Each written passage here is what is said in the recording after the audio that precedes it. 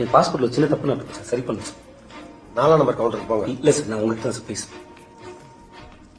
சொல்லுங்க sir, tourist sir London போய் settle ஆகணும் ட்ரை பண்ணேன் சார். அப்போ மேரேஜ் ஆயிருந்தா ஈஸியா விசா கிடைக்கல ஒரு ப்ரோக்கர் சொன்னதை நம்பி ஒய்ஃப் இடத்துல ஒரு பொண்ணோட பேர் போட்டு சார். விசா கிடைக்கல, இங்கே வேலை கிடைச்சிச்சு. அப்புறம் என்ன பண்ணீங்க? யாரோ என்னமோ சொன்னாங்க நம்பி டைவர்ஸ் கோர்ட்டு கேஸ் நாளைக்கு தெரிஞ்ச ஒண்ணுமே நடக்கல சார். பணம் கரைஞ்சு தான் சமைச்சு. இப்ப அந்த பொண்ணோட பேரை ரிமூவ் பண்ணணும் அதானே? ஆமா சார்.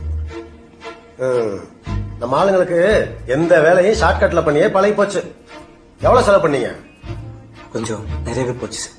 புரோக்கர் எக்ஸ்கியூஸ் புரோக்கர்களை தவிர்க்கவும் எத்தனை இடத்துல போட்டு போட்டுருக்கோம். படிச்சவர் தானே, பின்ன எதுக்கு கவர்மெண்ட்ல இவ்வளவு பெரிய ஆபீஸ் போட்டு எங்களை வேலைக்கு வச்சிருக்காங்க? கடைசியா எங்கே வேலை ஆகலாம் இங்கே வர வேண்டியது. இதையே முதல்ல செய்யல.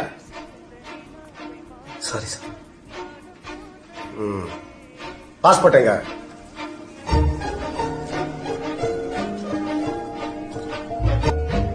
நிஜமாவே கல்யாணம் ஆகல? சத்தியமா இல்லை சார்.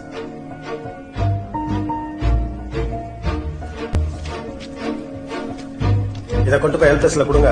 அவங்க ஒரு ஃபார்ம் கொடுப்பாங்க. அதை ஃபில்அப் பண்ணி ஃபைனை கட்டிட்டீங்கன்னா 15 நாள்ல நேம ரிமூவ் பண்ணி நியூ பாஸ்போர்ட் வந்துடும். சரிங்க சார்.